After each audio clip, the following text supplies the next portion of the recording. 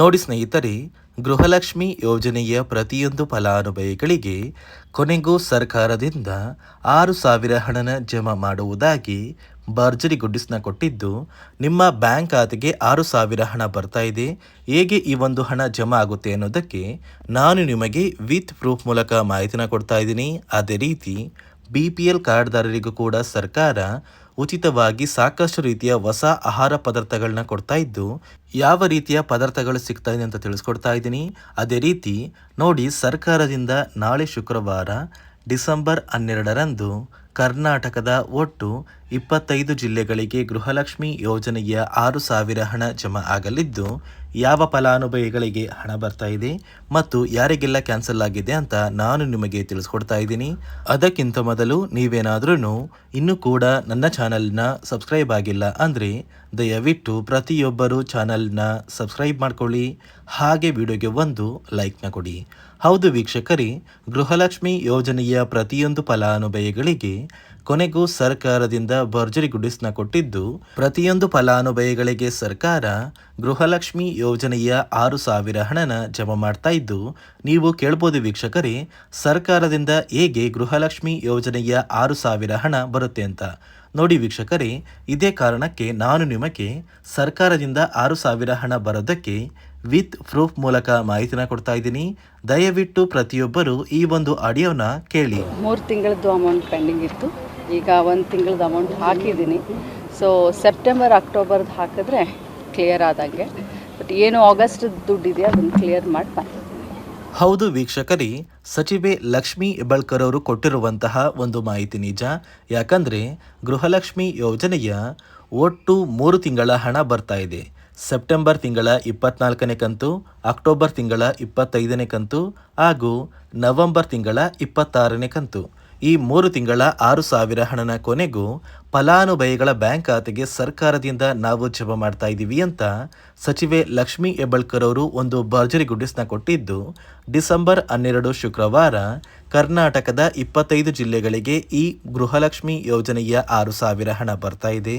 ಅದೇ ರೀತಿ ration card ಹೊಂದಿರುವ ಪ್ರತಿಯೊಂದು ಕಾರ್ಡ್ದಾರರಿಗೂ ಕೂಡ ಸರ್ಕಾರ ಉಚಿತ ಅಕ್ಕಿ ಜೊತೆಗೆ ಇನ್ನು ಮುಂದೆ ಸಾಕಷ್ಟು ರೀತಿಯ ಹೊಸ ಆಹಾರ ಪದಾರ್ಥಗಳನ್ನ ನಿಮ್ಮ ಒಂದು ಕಾರ್ಡಿಗೆ ಕೊಡ್ತಾ ಇದ್ದು, ಅಡುಗೆ ಎಣ್ಣೆ, ತೊಗರಿ ಬೇಳೆ, ಸಕ್ಕರೆ ಮತ್ತು ಉಪ್ಪು, ಈ 4 ರೀತಿಯ ಹೊಸ ಆಹಾರ ಪದಾರ್ಥಗಳನ್ನ ಡಿಸೆಂಬರ್ ತಿಂಗಳ ಉಚಿತ ಅಕ್ಕಿ ಜೊತೆಗೆ ಇನ್ನು ಮುಂದೆ ಪ್ರತಿ ತಿಂಗಳು ಸರ್ಕಾರ ವಿತರಣೆ ಮಾಡ್ತಾ ಇದೆ.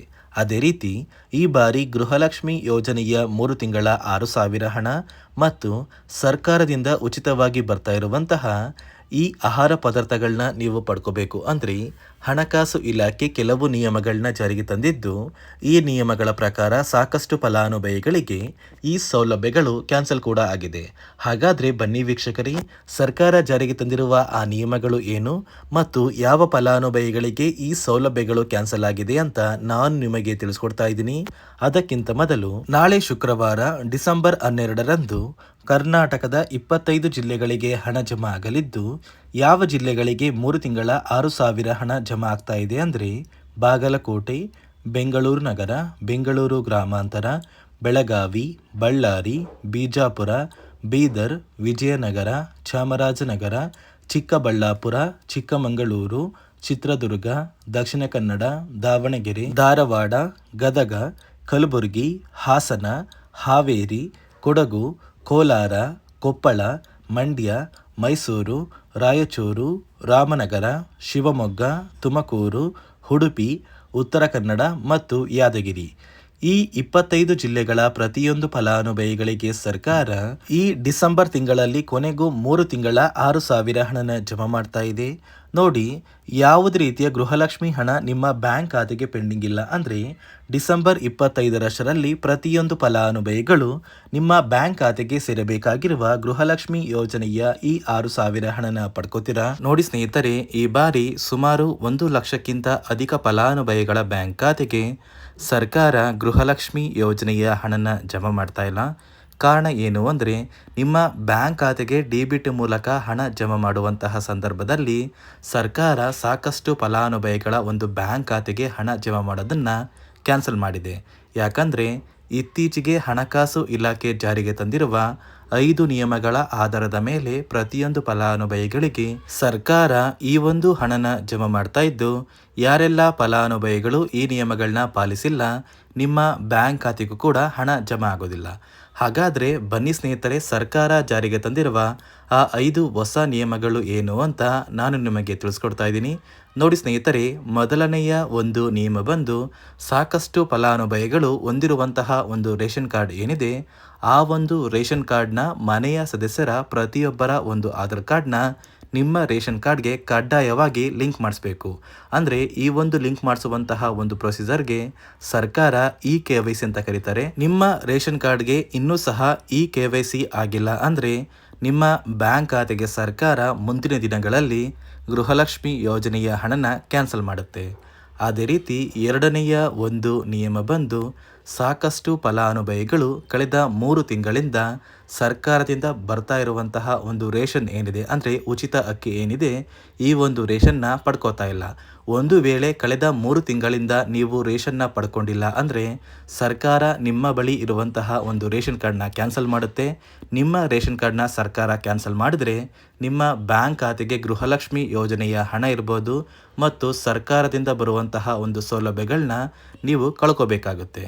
ಅದೇ ರೀತಿ ಮೂರನೆಯ ಒಂದು ನಿಯಮ ಬಂದು, ನೋಡಿ ಸ್ನೇಹಿತರೆ, ನಿಮ್ಮ ಬಳಿ ಇರುವಂತಹ ಒಂದು ಆಧಾರ್ ಕಾರ್ಡ್ ಏನಿದೆ, ಆ ಒಂದು ಆಧಾರ್ ಕಾರ್ಡ್ನ ಕಳೆದ 15 ವರ್ಷಗಳಲ್ಲಿ ನೀವು ಯಾವುದೇ ರೀತಿಯ ಒಂದು ತಿದ್ದುಪಡಿನ ಮಾಡಿಸಿಲ್ಲ ಅಂದರೆ ನಿಮ್ಮ ಬ್ಯಾಂಕ್ ಖಾತೆಗೆ ಸರ್ಕಾರ ಗೃಹಲಕ್ಷ್ಮಿ ಯೋಜನೆಯ ಹಣನ ಕ್ಯಾನ್ಸಲ್ ಮಾಡುತ್ತೆ. ಯಾಕಂದರೆ ಸರ್ಕಾರದಿಂದ ಬಂದಿರುವಂತಹ ಒಂದು ಆದೇಶದ ಪ್ರಕಾರ ಪ್ರತಿಯೊಂದು ಫಲಾನುಭವಿಗಳು ಕಳೆದ 15 ವರ್ಷಗಳಲ್ಲಿ ಯಾವುದೇ ರೀತಿಯ ಒಂದು ತಿದ್ದುಪಡಿನ ನಿಮ್ಮ ಆಧಾರ್ ಕಾರ್ಡ್ಗೆ ನೀವು ಮಾಡಿಸಿಲ್ಲ ಅಂದರೆ ಕಡ್ಡಾಯವಾಗಿ ಆದಷ್ಟು ಬೇಗ ನಿಮ್ಮ ಆಧಾರ್ ಕಾರ್ಡ್ಗೆ ತಿದ್ದುಪಡಿನ ಮಾಡಿಸಿ. ಅದೇ ರೀತಿ ನಾಲ್ಕನೆಯ ಒಂದು ನಿಯಮ ಬಂದು, ನಿಮ್ಮ ಕುಟುಂಬದ ಒಂದು ವಾರ್ಷಿಕ ಆದಾಯ 7 ಲಕ್ಷಕ್ಕಿಂತ ಕಡಿಮೆ ಇರಬೇಕು. ಒಂದು ವೇಳೆ ನಿಮ್ಮ ಕುಟುಂಬದ ವಾರ್ಷಿಕ ಆದಾಯ 7 ಲಕ್ಷಕ್ಕಿಂತ ಜಾಸ್ತಿ ಇದ್ದರೆ ನಿಮ್ಮ ಬ್ಯಾಂಕ್ ಖಾತೆಗೆ ಸರ್ಕಾರ ಗೃಹಲಕ್ಷ್ಮಿ ಯೋಜನೆಯ ಹಣನ ಕ್ಯಾನ್ಸಲ್ ಮಾಡುತ್ತೆ.